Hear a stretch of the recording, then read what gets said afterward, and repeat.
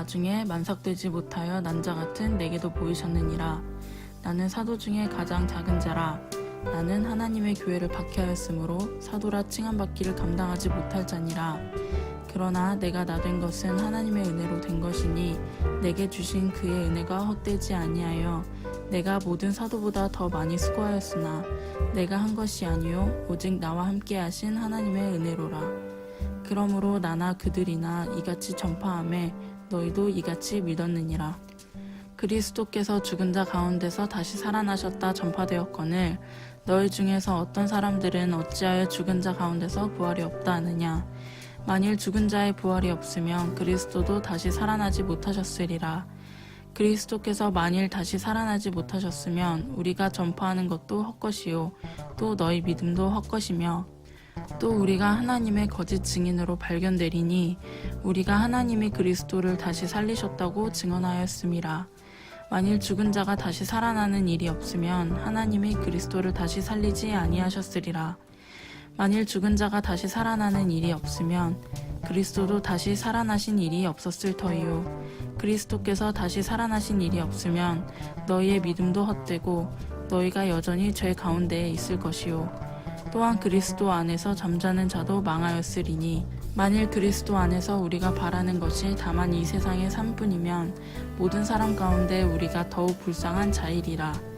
그러나 이제 그리스도께서 죽은 자 가운데서 다시 살아나사 잠자는 자들의 첫 열매가 되셨도다. 사망이 한 사람으로 말미암았으니 죽은 자의 부활도 한 사람으로 말미암는도다. 아담 안에서 모든 사람이 죽은 것 같이 그리스도 안에서 모든 사람이 삶을 얻으리라.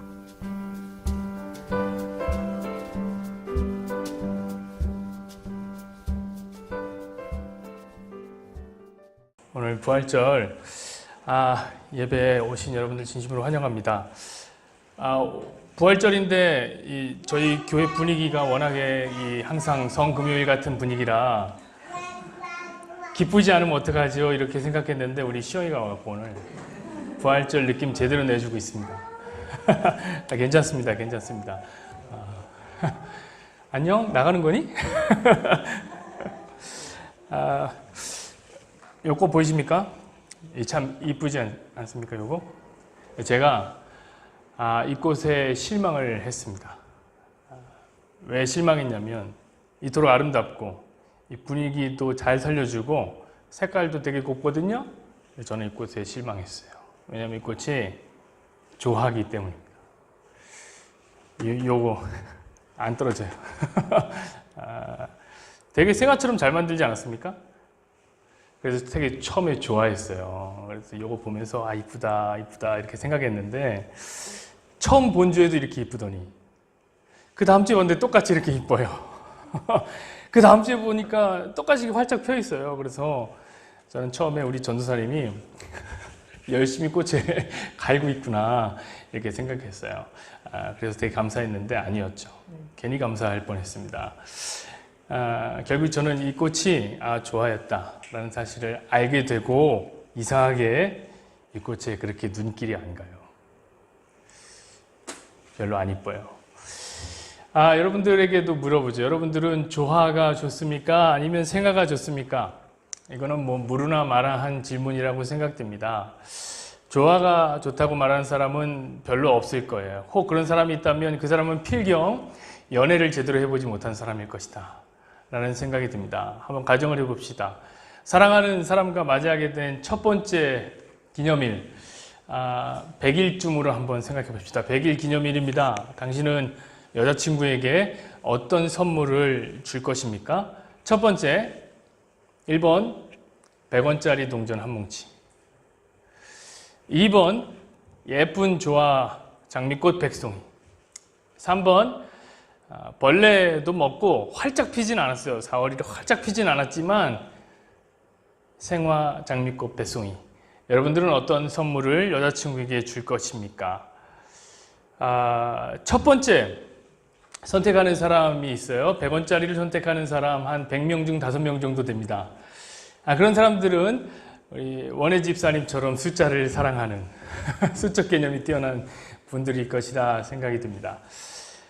두 번째를 선택하는 분들도 있을 거예요. 없진 않겠죠. 한 100명 중에 한두 명 정도 조화를 선택하는 사람이 있을 겁니다. 여러분들 권면하건대 이런 사람은 만나지 마십시오. 이상한 사람이에요. 자, 대개 3번을 선택하겠죠. 생화 백송이 한 95명은 될 것이다. 절대 다수가 될 것이다 생각이 듭니다. 여러분, 그럼 여러분에게 물어보죠. 왜 사람들은 생화를 선물할까요? 생화가 결코 좋지 않거든요. 금방 썩고요. 썩은 내 풀풀 나고요. 부스러기 생기고요. 가끔 벌레도 꼬이고 이거 처치하기 되게 곤란할 때가 많단 말이에요. 그럼에도 불구하고 왜 사람들은 생화를 좋아할까요? 생화를 선물 받으면요. 당시에는 좋지만 한 3일 꽂아 놓는다고 생각해 보세요. 그래 정말 소중한 사람이 주면 그거 해갖고 벽에다가 말려놓겠죠? 말려놓으면요. 3달은 견딜 수 있을 거예요. 근데 3달이 지나면 다 부스러지고요. 거기 위에 먼지 쌓여서 결국 버리게 된단 말이에요. 자, 그럼에도 불구하고 왜 사람들은 생화를 그렇게 좋아할까요? 선물할까요? 그 이유는 너무너무나 간단해요. 왜 그러냐면 사람들은 생명의 가치를 알거든. 생명의 중요함을 알아요. 생명을 중요하게 생각하기 때문에 생화를 선물하는 거죠. 자, 이렇게 사람들은 알게 모르게 의식적으로든 무의식적으로든 생명에 대해서 중요함을 느끼고 있습니다. 그런 의미에서 죽겠다라는 말 한번 생각해 봤으면 좋겠어요. 죽겠다라는 말. 한국 사람들이 참 이 말 많이 쓰죠? 죽겠다라는 말. 어떨 때 이런 단어를 많이 쓸까요? 한번 물어보죠. 첫 번째, 긍정적일 때. 두 번째, 부정적일 때. 여러분, 저는 어려운 질문은 하지 않아요. 뭘까요? 부정적일 때 하는 거죠. 뭐 물으면 안 하죠. 힘들어 죽겠다. 배고파 죽겠다. 졸려 죽겠다. 피곤해 죽겠다. 이거 제 상태예요. 지금 피곤해 죽겠다. 자, 이런 말 하면 지금 여러분들 가운데서 이런 생각을 하신 분들도 있을 겁니다. 아닌데요. 긍정적인 의미로도, 긍정적인 단어에도 이 단어가 붙여서 사용되는데 어떤 사람들이 이렇게 얘기해요. 좋아 죽겠다. 행복해 죽겠다. 이렇게 말하는 사람도 있는데요. 그렇죠. 여러분 주변에 그런 분들 있죠? 그런 분들이랑은 놀지 말아요. 아니, 좋아도 죽는 이상한 사람이 어디 있습니까? 너무. 여러분 생각해 보세요. 자, 좋아 죽겠다라는 말이 있어요. 그럼 그 말이, 그 죽겠다라는 말을 긍정적으로 사용한 건가요? 그건 아니잖아요. 그걸 뭐라 그러냐면 반어적 표현이라고 합니다. 반어적 표현. 죽음을 긍정적으로 쓴 게 아니라 반어로 쓴 거죠. 예를 들면 이런 고백 아시죠? 나 보기가 역겨워 가실 때는 죽어도 아니 눈물 흘리오리라. 자, 이 말을 들으면요. 그러면은 어떻게 생각이 드세요? 아, 눈물을 안 흘리겠다라는 말이구나. 이렇게 생각하십니까? 이거 반어적 표현이죠. 지금 눈물 장착하고 있다는 거예요. 언제든지 떠나기만 하면 울어버릴 거니까 가지 말라는 얘기죠. 그 얘기예요. 여러분, 좋아 죽겠다라는 말도 역시 여전히 부정의 의미를 담고 있는 반어적 표현이란 말이에요. 여러분, 어느 순간이든지 죽음은 우리에게 부정적이에요. 부정적.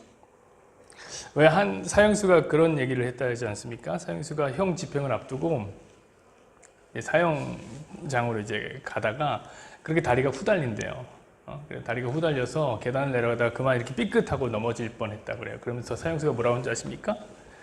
야, 죽을 뻔했다. 이런 얘기를 했대잖아요. 죽음은 여러분 부정적입니다. 아빠.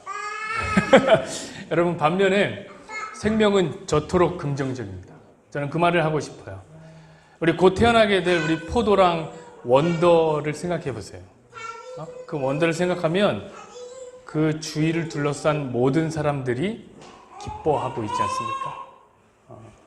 저 뒤에 우리 시크한 할아버지 할머니도 우리 원더 생각만 하면 모르게 웃게 됩니다.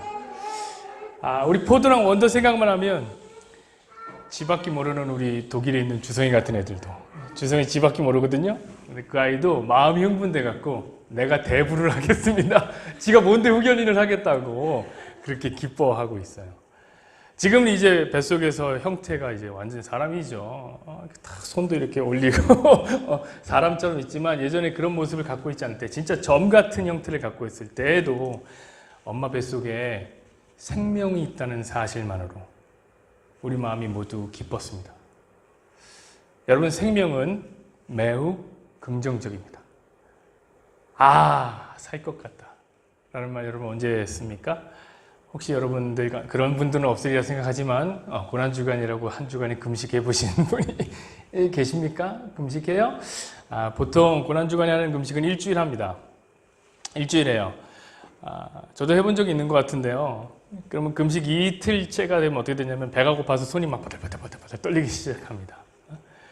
그래도 주님의 고난에 내가 동참하겠노라 결심하고 안 먹으려고 노력하죠. 그런데 김치찌개 냄새가 어디서 솔솔 납니다. 그날따라 어머니가 저녁 메뉴로 이 짜그리 김치찌개를 끓인 거예요. 그러면요, 그 냄새가 코를 타고 들어와서 어디까지 흐르냐면 혈관까지 흘러요. 혈관까지. 너무 배고파갖고. 그러고는 참으려다가 이런 생각이 문득 든단 말이에요. 어떤 생각이 드냐면, 하나님 앞에서 우리는 미워하면은 살인해버린 것이고, 마음에 음욕을 품으면은 이미 간음을 해버린 것이라고 했는데, 내가 이미 김치찌개를 마음으로 먹었구나.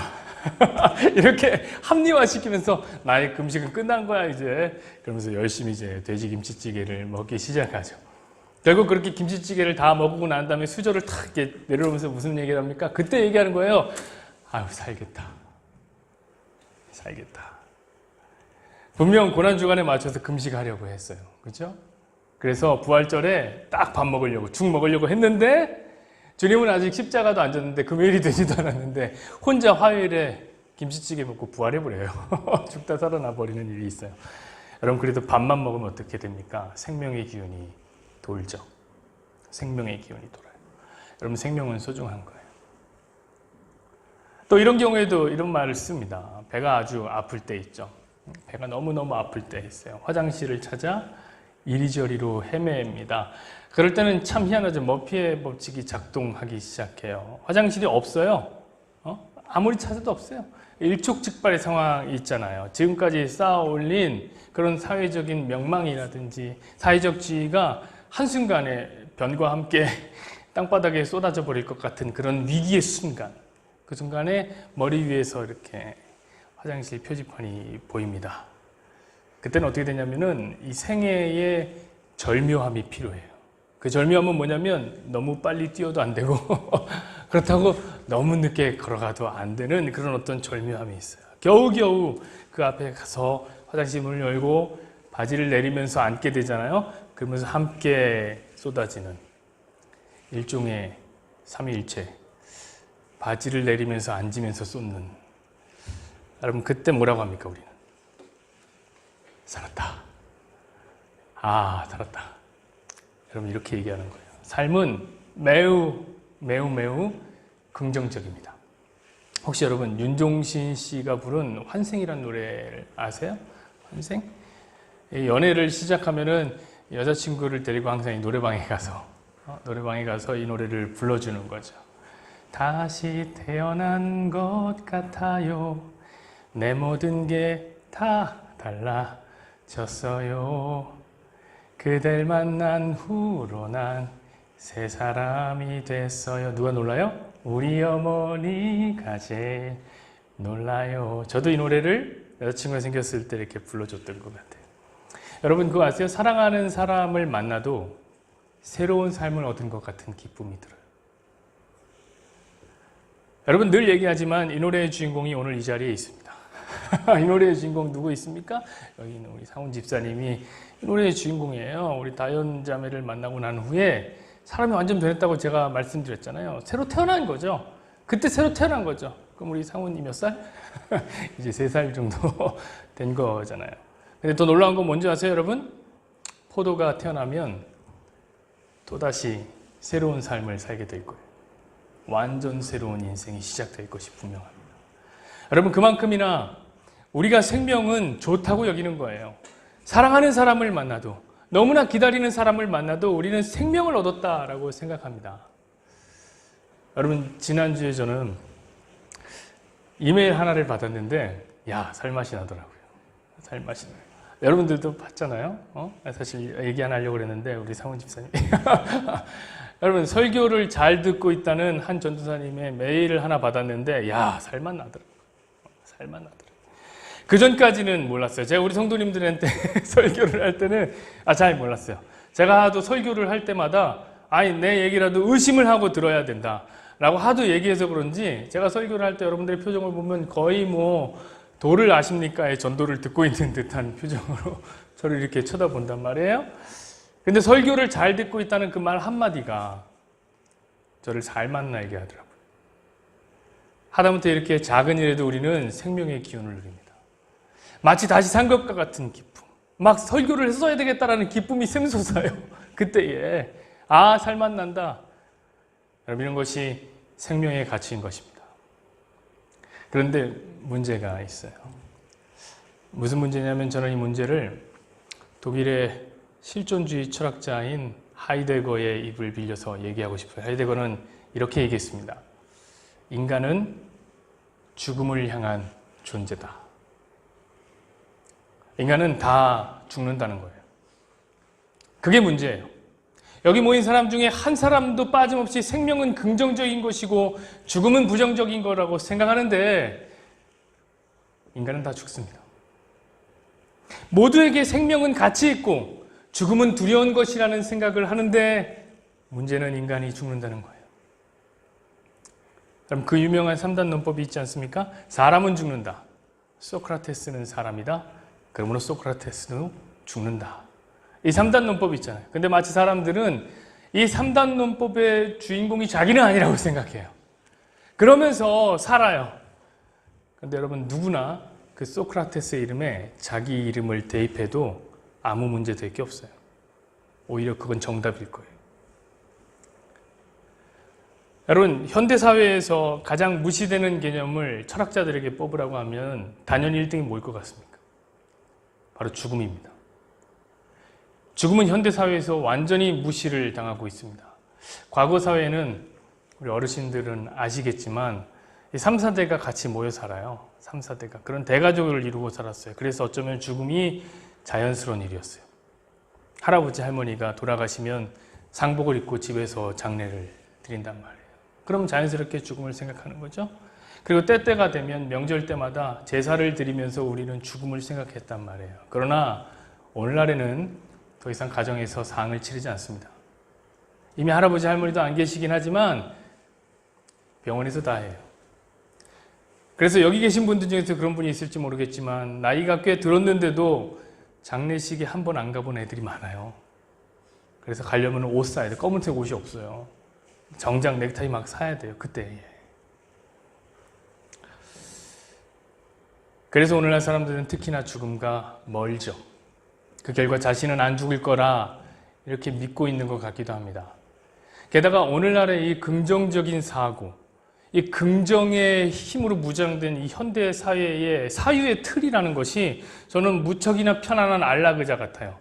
그래서 긍정적으로 나한테 도움이 되는, 내게 힘을 북돋아주는 마인드 컨트롤만 하다 보니까 죽음과 같은 부정적인 개념은 돌아볼 여력이 없어요.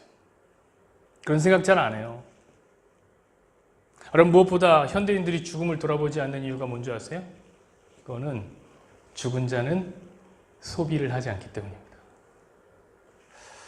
오직 산 사람들만이 돈을 쓰기 때문에 자본주의 사회의 모든 미디어와 모든 관심과 모든 세계가 죽음을 무시하고 있어요. 마치 죽음이 없는 것처럼 말입니다. 그저 죽음은 보람상조에게 맡기고 자기는 보람있게 생활을 하면 된다고 생각하는 게 오늘날의 사람인 것 같아요. 그러나 심각한 문제가 있으니 뭡니까? 죽음은 반드시 찾아온다는 거죠. 기독교 역사상 가장 뛰어난 학자인 아우구스티누스라는 사람은 이렇게 얘기했습니다. 모든 것이 불확실하지만, 그래요. 모든 게 불확실해요. 여러분, 우리가 다음 주에 볼 거라고 어떻게 생각할 수 있죠? 확실할 수 있죠? 아무것도 확실한 게 없어요. 그런데 확실한 게 하나 있으니 뭐예요? 오직 죽음만이 확실하다. 요거는 분명한 진리예요. 여러분, 그렇습니다. 죽음만이 확실하기 때문에 인간은 외로운 존재예요. 삶의 방향이 죽음에서 삶으로 향해 있지 않고 삶에서 죽음으로 향해 있기 때문에 인간은 늘 두렵습니다. 죽음이라는 생각이 불현듯이 찾아올 때 우리 인생에 찾아오는 그 우울함과 허무함, 그 염세주의적인 사고는 이루다 말할 수가 없습니다. 러시아 문학의 아버지라고 불리는 사람이죠. 톨스토이가 자기가 이반 일리치의 죽음이라는 책을 하나 썼는데 거기에 보면 이 죽음을 감지하는 한 사내의 이야기가 나옵니다. 그 사내의 허무한 한숨소리를 들을 수 있게 됩니다. 제가 한번 읽어드릴게요. 나는 위로 올라가고 있는 줄 알았는데 실은 그동안 줄곧 내리막길을 걷고 있었던 모양이군. 아니 그런 모양이 아니라 실제로 그랬어. 사람들 눈에는 내가 위로 올라가고 있었지만 그만큼 생명은 썰물처럼 나에게서 멀어져 가고 있었던 거야. 그리고 이제 생명은 다 끝났고 남은 건 죽음뿐이야. 이 사람은요, 세상 걱정할 것이 하나도 없었던 고위 법조인이었어요. 이반 일치한 사람. 근데 이 사람이 원인 모를 병에 걸려서 죽음을 향해 가고 있습니다. 그는 죽음 앞에서는 패배자였어요. 여러분, 그러므로 우리 안에서도 세상 부러울 것이 없이 돈을 가진 자라 하더라도, 세상 부러울 것이 없이 권력을 손에 든 자라 할지라도, 세상 부러울 것 없이 나는 행복해 라고 말하는 사람일지라도 이 죽음 앞에서는 이반 일리치처럼 무기력한 패배자일 수밖에 없습니다. 여러분, 그래서 사람들은 죽음을 이기려고 그렇게 노력을 해요. 죽음을 이기려고. 뭐 어떤 현자세요? 철학도 하고 종교도 만들었어요. 여러분, 소크라테스 아시죠? 그 사람으로부터 시작돼서요, 이 죽음을 이기려는 노력이 대단합니다. 이 사람이 이원론 철학을 갖고 죽음을 이기려고 했어요. 그분이 이런 말 했잖아요. 악법도 법이다. 그리고 이 민주적인 절차에 따라서 독주를 마시고 죽임을 당합니다. 우리는 그럴 때 이런 생각을 하죠. 오, 대단한 시민의식.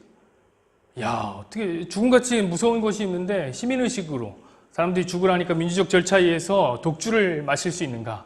라고 생각할지 모르지만 저는 아니에요. 사실 이 사람은 이원론자예요. 이원론자. 어떤 생각을 갖고 살았냐면 영은 좋은 거고 육은 나쁜 거라고 생각했단 말이에요. 그래서 이 육체의 굴레를 벗어나는 것만이 유일한 행복이라고 생각했어요. 그게 뭐예요? 죽음이란 말이에요. 그래서 그는 기쁨으로 죽었단 말이에요. 기쁨으로 독주를 마셨어요. 그러니까 그가 철학한 그것이 그를 죽음으로부터 당당하게 만든 것이죠. 그래서 사람들은 그렇게 얘기할지도 모르겠어요. 그렇게 소리칠지도 모르겠어요. 철학이 죽음 앞에 당당했다. 철학 앞에서 죽음은 두려움이 없어질 것이다. 이렇게 소리칠지도 모르겠어요. 그게 지금까지도 이어져서 많은 철학자들이 죽음 앞에 담대하라 라고 얘기하고 있습니다. 그러나 저는 그렇게 외쳐대는 사람들에게, 그렇게 당당하게 소리치는 사람들의 귓속말에 이렇게 한마디 하고 싶습니다. 당당했을지 모르지만 소크라테스도 죽었다. 소크라테스도 죽었습니다. 또 많은 사람들이 죽음을 극복하기 위해서 종교를 만들기로 합니다. 여러분, 이집트에서 나온 거 말고요, 이 티베트에서 나온 이 사자의 서라는 책이 있습니다. 이 사자의 서에서 보면은 이 크리샤 고타마라는 여자의 고타미라는 여자의 이야기가 나오는데, 이 여자가 어떤 여자냐면 아이를 낳고 난 지 1년 만에 이 아이가 질병에 걸려서 죽게 됐습니다. 아, 얼마나 막 마음이 막 찢어지겠죠? 아프겠죠? 비탄에 젖어 있는 그녀가 한동안 슬퍼하다가 너무 안 되겠어요. 가슴이 아파서 죽은 아이를 안고 이 사람 저 사람을 찾아다니기 시작합니다. 그러면서 어떻게 하냐면 이 아이를 살릴 방법이 어디 있겠냐? 이 아이를 살릴 방법, 약 같은 게 없냐? 이렇게 사람들한테 얘기한 거예요. 그걸 본 사람들이 어떤 혹자는 얘기합니다. 저거 미쳤구만. 그렇게 무시해버려요. 어떤 사람은 비웃어요. 도대체 왜 저러고 다니는지 막 깔깔대고 웃기 시작합니다. 근데 한 현인을 만났어요. 이 크리샤라는 여자가. 그 현인은 이 여자를 유심히 바라봅니다. 그러면서 한 사람을 소개해 주는데 그 사람이 누구였냐면 바로 부처님이에요. 그러니까 이 크리샤 고탐이라는 여자는 부처님과 같은 시대를 살았던 사람이었던 거예요. 부처에게 가면 너 자식을 고쳐줄 수 있다 라고 얘기하자 이 여자가 얼마나 기뻤겠어요. 기뻐서 아이를 안고 수소문을 하여서 부처가에 집 앞에 갑니다. 그리고 부처님의 발 앞에다가 그 아이의 시신을 놓은 다음에 자신의 사연을 구구절절하게 설명합니다. 야, 이 눈물 없이는 들을 수 없는 사연이죠. 그 이야기를 부처님이 들은 다음에 그 인자하신 얼굴로 불상 보셨죠? 그 인자하신 얼굴로 그 여자에게 얘기한 거예요. 너의 상처를 치유해 줄 방법이 하나 있다. 그건 뭐냐면 겨자씨 하나를 내게 가져온 거예요. 다만 죽음을 겪지 못한 집에서 그 겨자씨를 가져와야 할 것이다. 이런 얘기를 하는 거예요. 이 여자가 순간 듣고 너무 기뻤어요. 내 자식을 살릴 수 있는 길이 있구나.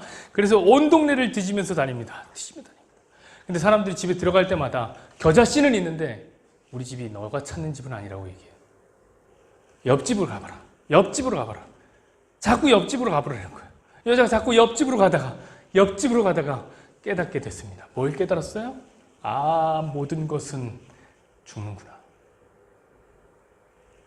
모든 것이었대구나. 이걸 깨달았어요. 여러분, 이거 참 귀한 깨달음인 것 같습니다. 모든 것은 죽는다는 깨달음. 어쩌면 불교를 믿는 사람들이 이 깨달음을 갖고 있을지 모르겠어요. 다 죽는 거야. 공즉시색, 색즉시공, 다 아무것도 아니야. 이렇게 도를 깨달은 사람처럼 말할지도 모르겠습니다.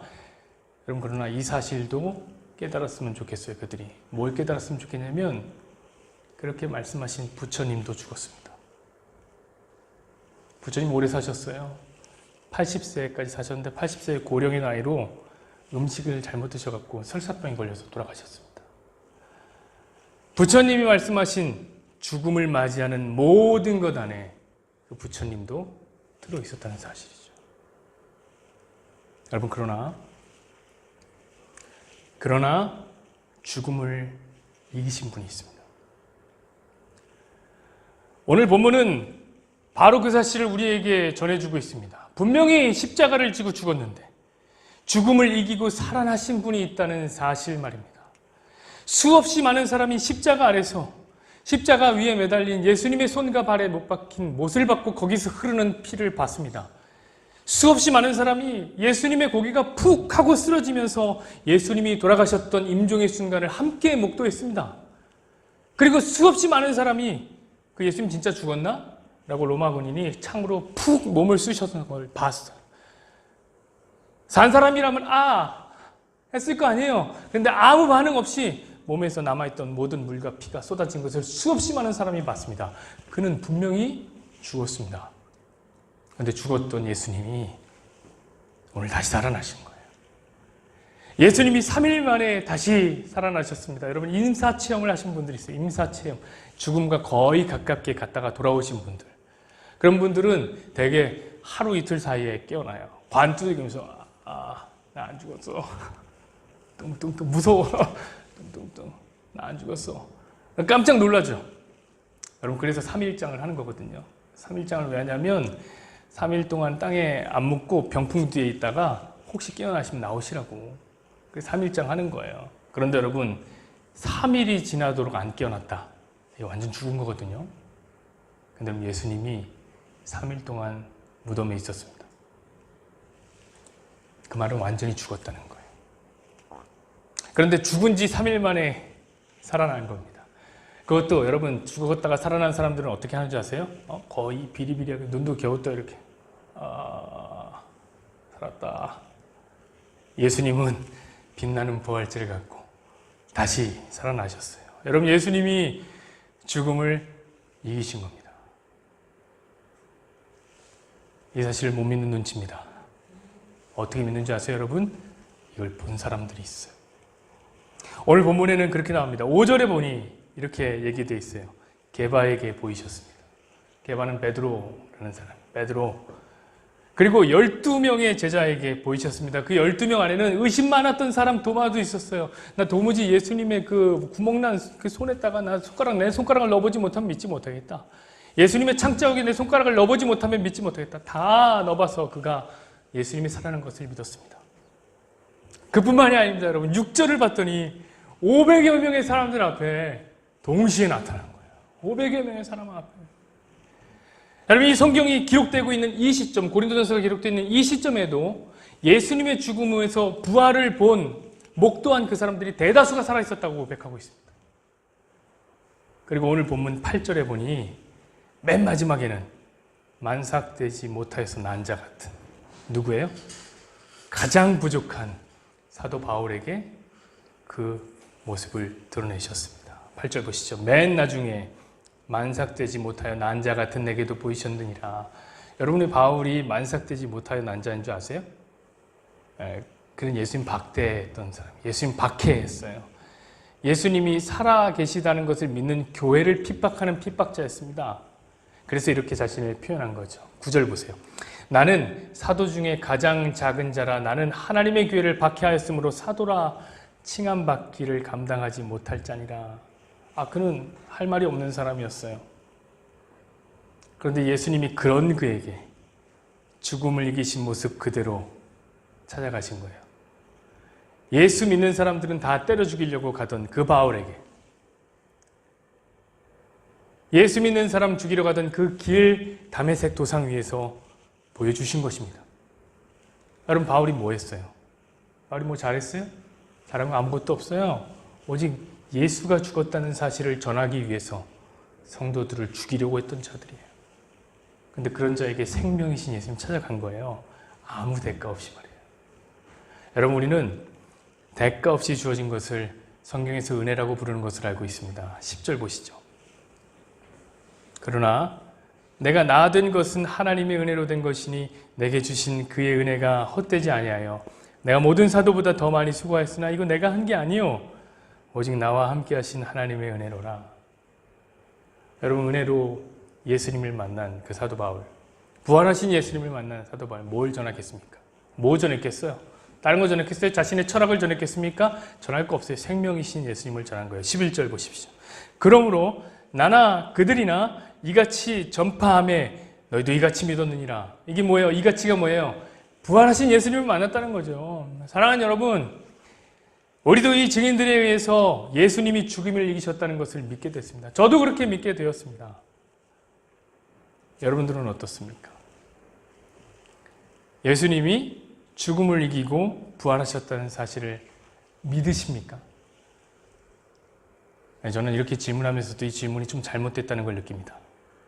왜냐하면 믿냐라는 질문은 내가 보지 못한 것에 대한 신념을 얘기하는 거예요. 근데 예수님이 죽음을 이겼다고는, 이 사건은, 부활의 사건은 본 사람이 너무 많아요. 500여 명이 먹는 사람들이 그걸 봤습니다. 부활은 믿음이 아니에요. 이거 사실이에요. 12절 보시죠. 그리스도께서 죽은 자 가운데서 다시 살아나셨다 전파되었거늘 너희 중에서 어떤 사람들은 어찌하여 죽은 자 가운데서 부활이 없다 하느냐. 마음이 좀 가슴이 아파요. 그런데 혹시 여러분들 가운데 어떤 사람들처럼 부활이 믿어지지가 않는 분들이 있나요? 여전히 소크라테스도 죽는다라는 이 3단 논법에 갇혀 있습니까? 예수님도 죽었다. 증인들이 보고 전하는 이 증언보다 여러분의 머릿속에서 만들어낸 철학적인 사유가 더 확실하게 믿어집니까? 아니면 우리가 처음에 얘기했던 그 크리샤 고타미처럼 죽음이라는 거는 그냥 받아들이는 거야. 그 뭐 믿고 자시고가 아니라 그냥 받아들이는 거야. 라고 여러분 도 닦는 소리만 하실 겁니까? 여러분, 그런 자들을 성경은 이렇게 말씀합니다. 19절 보실까요? 만일 그리스도 안에서 우리가 바라는 것이 다만 이 세상의 삶뿐이면 모든 사람 가운데 우리가 더욱 불쌍한 자리이다. 여러분, 맞습니다. 여러분도 어떤 사람들처럼 또다시 죽음이 주는 두려움에 사로잡혀서 외롭고 절망적이고 우울하고 음산한 허무함에 빠지지 마십시오. 부활을 믿지 않는 자는 참으로 불쌍한 자입니다. 왜냐하면 그들은 다시 죽음을 살아야 하는 사람들이기 때문입니다. 그러나 오늘 본문은 예수님이 죽음을 이기시고 다시 살아나셨다는 사실을 얘기하시고 그 사실은 더 이상 우리를 불쌍함 자리에 놔두지 않습니다. 죽음이 주는 부정에 우리를 그냥 내버려 두지 않는단 말이에요. 생명이 주는 가치를 우리에게 다시금 제공하신단 말이에요. 여러분, 죽음의 모든 부정은 예수님이 가져가 버리셨어요. 그리고 우리에게 생명의 기쁨을 주셨습니다. 여러분, 꼭 기억하시기를 바랍니다. 뭘 기억하셔야 되냐면 예수님의 죽음이 우리의 죽음을 죽였습니다. 그리고 예수님의 생명이 우리에게 생명이 된 것입니다. 20절 보세요. 이 사실을 더 굳게 만들죠. 그러나 이제 그리스도께서 죽은 자 가운데서 다시 살아나사 잠자는 자들의 첫 열매가 되셨도다. 사망이 한 사람으로 말미암았으니 죽은 자의 부활도 한 사람으로 말미암는도다. 여러분, 예수님의 부활이 첫 열매가 되셨다는 말은 우리로 하여금 둘째, 셋째, 넷째, 다섯째, 10번째, 100번째, 1000번째 열매가 맺힐 것을 기대하게 합니다. 여러분 기억하세요? 여러분이 몇 번째인지는 전 모르겠습니다. 그러나 여러분은 반드시 부활의 열매가 될 것입니다. 말씀했죠, 여러분? 겨울을 생각해 보십시오. 겨울은 죽음이 지배하는 듯합니다. 모든 나무가 초록을 잃고 열매를 잃고 꽃을 잃어버린 죽음의 무채색이 감도는 계절입니다. 그런데 여러분, 그 죽음의 계절에서 여기 생명이 있습니다 라고 소리치는 듯한 움직임이 있어요. 그게 뭔지 아세요? 바로 봄의 전령사라 불리는 매화 터지는 거예요. 그럼 봄은 이미 온 거예요. 매화가 터지는 순간 다른 녀석들도 뒤처질래야 막 쫓아오기 시작합니다. 개나리도 피고요, 진달래도 피고요, 철쭉도 피고요, 벚꽃도 막 날리기 시작합니다. 가끔 지나가다 보면 슥 하고 느껴지는 라일락 향기 너무 좋잖아요. 봄이 온 거예요. 여러분, 이와 같아요. 사랑하는 여러분, 예수님이 죽음을 이기셨습니다. 축하합니다. 여러분도 죽음을 이기신 거예요. 예수님이 부활하셨습니다. 축하합니다, 여러분. 여러분도 부활하신 겁니다. 그래서 만삭되지 못해서 난 그 바울보다 더 못한 제가, 저 같은 목사가 오늘 이 아침에 여러분에게 부활을 전하고 있는 거예요. 근데 저는 좀 바울과 반대로 좀 전했으면 좋겠어요. 어떻게 전했으면 좋겠냐면, 바울은 그러니까 연역식으로 전한 거거든요. 위에서부터 아래로 전한 거예요. 예수님이 죽음을 이기셨다. 그래서 너희도 죽음을 이길 것이다. 이렇게 전한 거거든요. 근데 이 목사는 그렇게 못하고 밑에서 위로 전하려고 해요. 귀납적으로 전하려고 해요. 반대로 부활을 전하고 싶어요. 왜냐하면 저 역시 증인이기 때문에 그래요. 생명을 얻은 자의 증인이기 때문에 그렇습니다. 여기 계신 이분은 분명히 예수님을 모르는 사람이었습니다. 그러나 이제는 확실하게 예수님을 믿습니다. 제가 그 사실의 증인이고 여러분이 그 증인입니다. 여기 계신 이분이 도대체 몇 번째인지는 모르겠지만 생명의 열매가 된 거예요. 예수님이 오신 지 2019년이 지나서 이 태박교회의 생명의 열매가 열렸습니다. 고로 그 생명의 역사를 눈으로 직접 목도한 목사가 여러분들 앞에서 증언합니다. 첫 번째 열매는 죽지 않고 살았다. 그 첫 번째 열매의 결과가 오늘 재현 형제라는 생명의 열매가 된 것입니다. 오늘 재현 형제를 죽음에서 다시 살게 해주신 하나님께 저는 감사와 영광의 박수를 올려드립니다.